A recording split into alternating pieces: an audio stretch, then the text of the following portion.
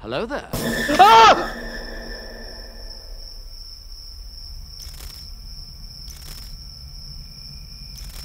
Co to jako mělo být?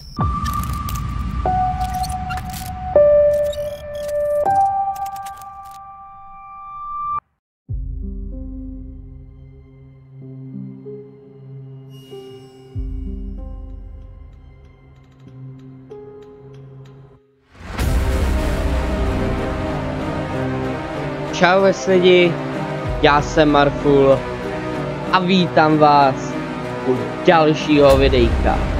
Dneska i společně zahrajeme Scrutinized. Co to vlastně Scrutinized je? Je to hra od tvůrce Welcome to the Game. Takže já to nebudu zdržovat a jdeme na to.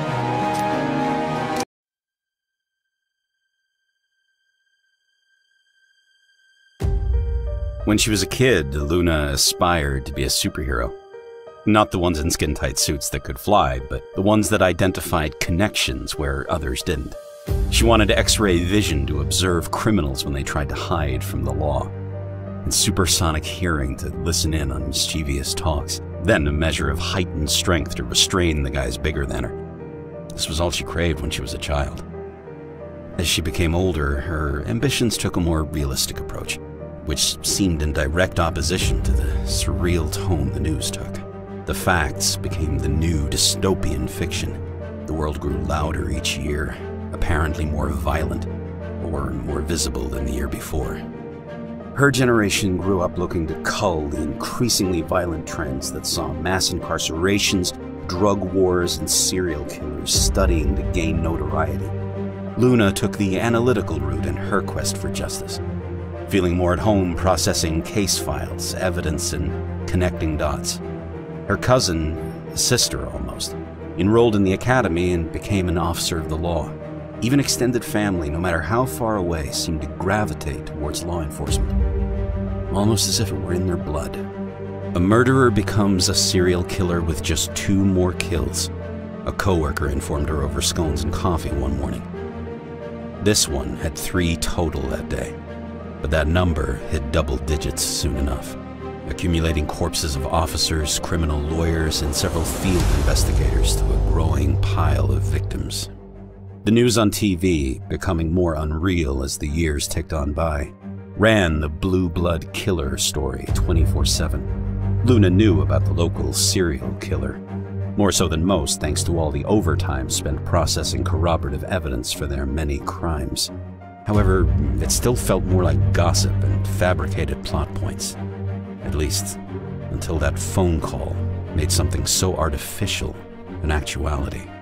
The call came in the middle of the night, as unexpected as a bullet in the dark. Her cousin, the exemplar of a police officer, had been killed. It was just a tragically common traffic stop gone wrong, or armed robber with a weighted pistol. Maybe Luna could have mourned and pushed on, but it wasn't any run-of-the-mill incident that was so characteristic of headlines. No. It wasn't that, because life had long turned into a phantasmagoric nightmare. Officer Sarah Youngman, revered by all that mattered, died at the hands of the blue blood killer. Who he was, or who they were, remained an enigma, despite their murder spree eroding through states, counties, and homes. But more than the long list of confirmed victims and possible connections Luna herself had registered and slept away, this monster killed Sarah. Somehow, that turned the boogeyman into a living, breathing threat. No longer was this tyrant a thing she filed at the end of the day. It wasn't an obsession of the media. He was here, and if not in the literal sense, then definitely in her mind. This realization gnawed at her for months after the real mourning faded. Luna's acceptance stage barely registered before she fell swiftly to anger once again, and it never genuinely went away. Luna craved a name, She wanted to know who killed the sweetest woman in the world, despite so-called dirty cops walking free. Luna needed justice. What was it about her cousin that triggered this killer in the first place? Could it be that she stood for everything a cop should be? A perfect example of morality, protectiveness, mentality, and heart? Officer Youngman was everything demanded in the ones that protected them, and Luna wouldn't allow her memory to fade away as another statistic. Day in and day out, she spent the connection she'd built up through work and rowdy Christmas parties to see if there was something no one else saw. Cop friends that never steered her wrong came up empty-handed. Family members with careers linked closer to the real action knew little else than the papers. Even the old-timers that knew things few else did all but shrugged when she pressed them for clues. She needed leads first, but there were none. So, in a last-ditch effort, she resolved to chew her boss for leeway. Luna did all she could for any little morsel of information, regardless of the fallout. Being an investigations analyst for the district attorney's office had its perks, but it only teased her for all the good it did with building an idea of who this killer was. Her boss knew what she was after, but he followed the rules as strictly as Luna did. Being shut down by him just meant there was one less layer between a law-abiding citizen and vigilante justice. With each denied application for information outside her classification, Luna saw the justice system's holes appear and broaden. Sometimes the law hindered what mattered. Progress couldn't always continue behind red tape and protocol. Perhaps, in cases like these, rules were meant to be budged. Maybe she couldn't talk her way into databases and case folders. Maybe it wasn't so easy as to read reports on other victims, hoping a eureka moment hit her. If she were going to make any change, it had to start with her, with citizens willing to help. Yes, Luna respected the law, and she would uphold it as Sarah would have wanted, but she couldn't stand idly by any longer. One morning, she called in sick, made flyers, and pinned them around town. She started a neighborhood watch that day, and by the next day at work, Luna couldn't think of anything else. It started with one report, then two, then 3 and 4, and more. Before she realized what was happening, her small network of retired cops and nosy neighbors had become a full-on crime watch program that spanned beyond the neighborhood, the suburbs, and into town. At times, the number of reports felt too much for one person, but for the hundreds of thousands of people less prepared for human horrors as Sarah was, Luna felt that a couple of sleepless nights was the least she could do. Luna had to get her answers somehow.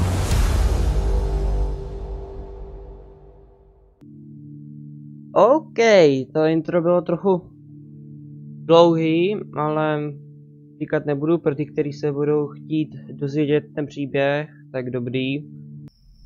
Noc první. I should get to my computer and get the night started. OK, tak už jsme tady. OK. Fuck. OK. To jsem se dozvěděl z tutoriálu, který Adam natáčel asi před měsícem, než byla hra vydaná. Tak je to, že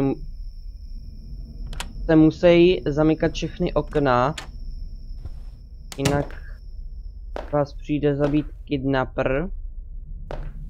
Můžu otevřít ty dveře? A fuck je, děkuju. Takže díky tomu tutoriálu to bude lehčí, doufám. Možná ještě tady otevřu tohle. OK. Tady to je koukám, tam už jsem byl. Jo, tady ještě. No taky tam otevřený. Tak, zamkneme to, aby se do našeho domu nedostal nějaký úchyl, nějaký ondravoček. Teď jsme připraveni na to. Takže se jdeme za počítač a musíme najít nějakýho Blue Blood Killera, který zabil naší sestřenici. A nějaký e-mail. OK, takže co jsem se dozvěděl z tohle e-mailu, tak oni se nám jen tak prostě zasínají světla, takže to musíme vždycky čekovat. OK, takže musíme sledovat kamery, aby jsme se od něho aby jsme se ho zbavili, a kdyby tam byl, tak musíme zasvítit na těch kamerách. U kidnapera tak to musíme čekovat ty okna a jestli je všechny místnosti rozsvícený. OK, beru. OK, tady jsou security kamery.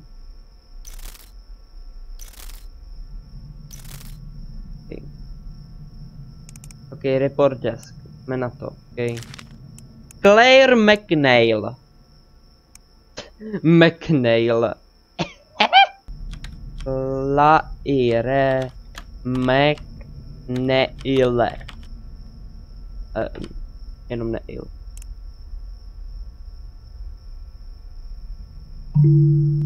Žádný výsledky.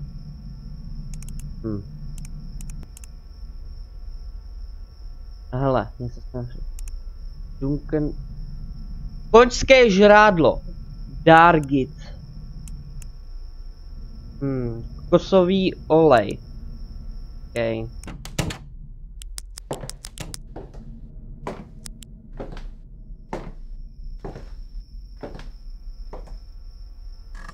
OK.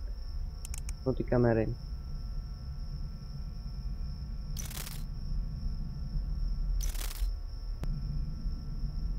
Aha, Claire McNeil.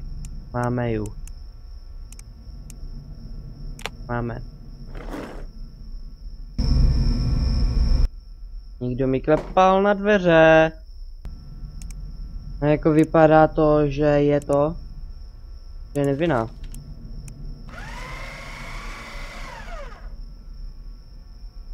Vypadá to, že je nevinná.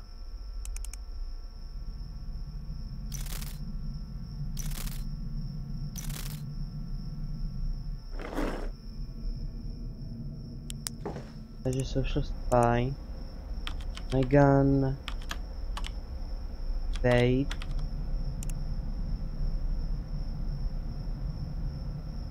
Oh!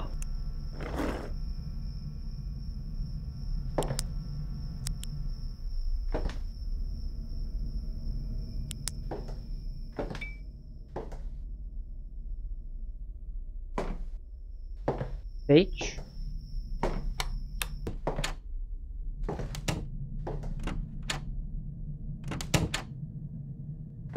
Ah!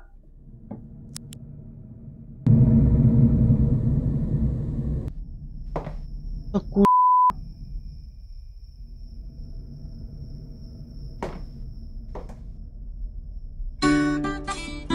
tam on je ve skříni.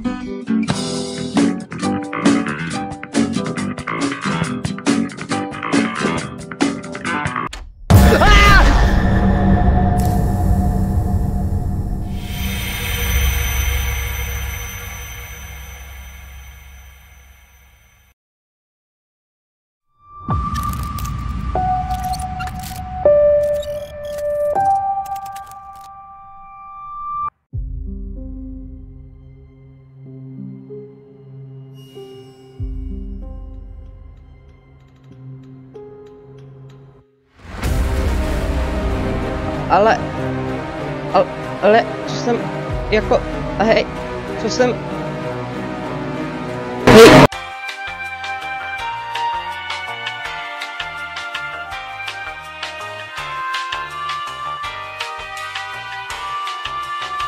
Router in the backroom closet.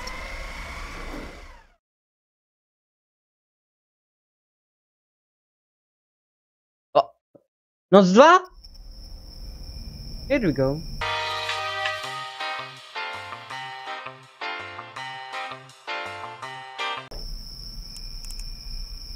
Hello there. Ah!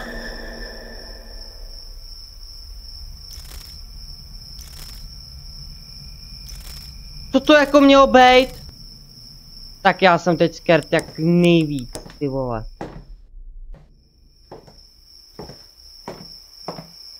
Kámo Adame, proč bys mi to dělal? Aha. Ade.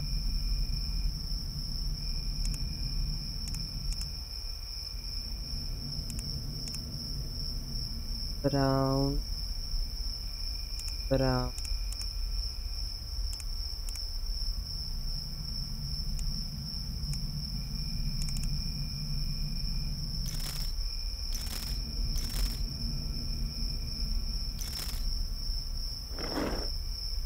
Všechno v pohodě.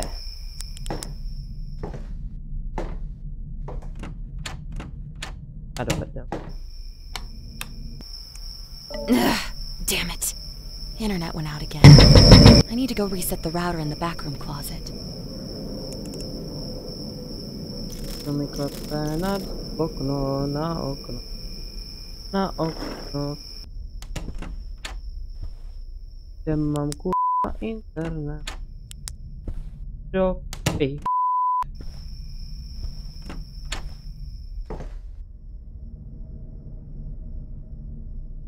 Kámo, ani nevíte, jak nás.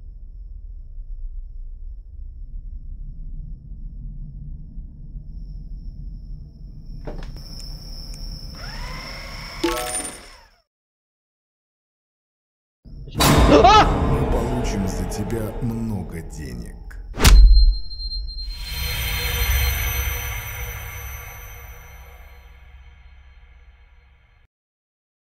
Halo? Teď jsem šel spát, o co jde? Co ti vadí, kámo? OK, takže já bych to tady už ukončil. Díky, že jste se dívali. Uvidíme se příště. A čau.